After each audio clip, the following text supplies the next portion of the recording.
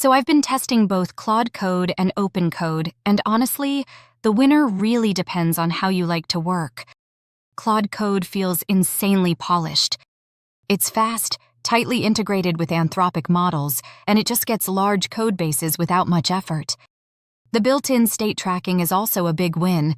If something breaks, you can instantly rewind your workspace without messing up Git history. It's very clean and controlled. OpenCode, though, is a different philosophy. It's all about freedom. You're not locked into one model.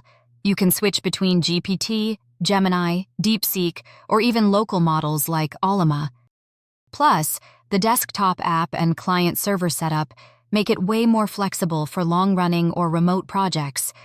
So here's the takeaway. If you want speed, polish, and deep reasoning, Claude Code wins.